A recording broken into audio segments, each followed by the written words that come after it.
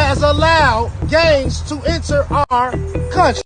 The migrants that are coming, they're taking over every block right now. The city of Chicago is gonna go up in smoke, it's gonna go up in flame. Gangs in Chicago are angry over the influx of migrants and criminals in their city. They say money that should be going to the African American community on the South Side is instead going to what they call non-citizens, and warn that turf wars between Chicago's gangs and groups like Venezuela's Tren de Aragua could see Chicago, quote, go up in flames. Photographer Matt McDermott and I traveled to Chicago's South Side to see what was happening for ourselves after we heard about a police report last month that the Tren de Aragua gang had taken over an office building there. We spoke to a number of young, hardcore gang members, as well as gang elders who have retired from the life, and just regular citizens who are very much part of the community.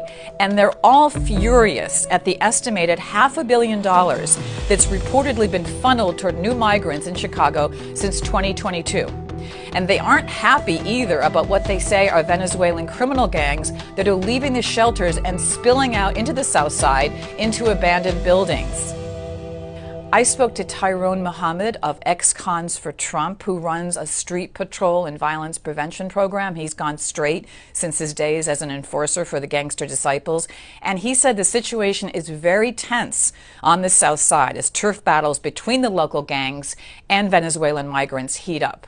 It is impossible to release gang members and criminals into our country through the borders and broken walls, and then infiltrate them in our community that's already impoverished, that's already broken, that's already disinvested. And when the black gangs, the leadership in the black gangs in Chicago get fed up with the illegalities and the criminal activity of these migrants or non-citizens, the city of Chicago is gonna go up in smoke, it's gonna go up in flame, and it's gonna be nothing that the National Guard or our government can do about it when the bloodshed hit the streets, blacks against migrants. Zach Massey did time in state prison with Tyrone Muhammad, although he's only 27. He's a leader on the streets and said he's disgusted by the money going to Venezuelan migrants at the expense, he says, of the African American community. I finally actually talked to one on the translator app, and he told me all the things that he got going on, how they help him get a car, apartment, clothes, link. So it's just like, I just be looking at it like they ain't got no Social Security number. Where they come from? He probably not even here legally.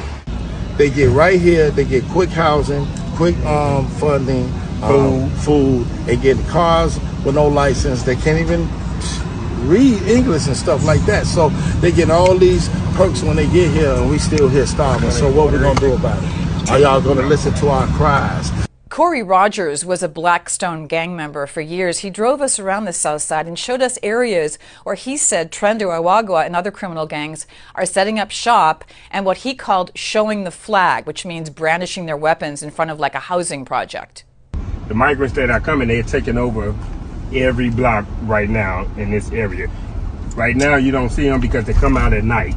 They said they took this courtway over probably about last week. He said it was 100 Venezuelans standing out in the front right here. Terry, is it an abandoned building? How do they just take it over? They just, when you take over something, you just stand outside, and that's called showing the flag. What kind of guns? Semi-automatics, anything you name, you're gonna see it on the street. These boys got so many big guns that if they're 150 pounds, the gun is bigger than them. I swear. But they know how to handle it, right? They know what. Tell me about the fact that they're criminals, right? This is a criminal element. These aren't just a bunch of Venezuelans that walked over the border and used to be gardeners back home, right? Right. And they come from the gangland. They come from rougher gangs than us. One gang member, who only gave his name as David on a particularly dangerous drug dealing corner on the South Side, did not hold back when he talked about the influx of criminal gangs from other countries into Chicago. The real issue is that America has allowed gangs to enter our country. Gangs that they would consider ex-terrorist groups that are formed here. We are terrorist groups if we're in a gang. They let terrorists in our country. The Reverend Corey Brooks also said to me he's disgusted with Democratic policies and said that Black Lives Matter, for example, has never reached out to help him or anyone else trying to improve conditions on the South Side. Chicago is a blue city. Illinois is a blue state. There's no doubt about it that the majority of our neighborhood, they're going to continue to vote Democrat until they wake up.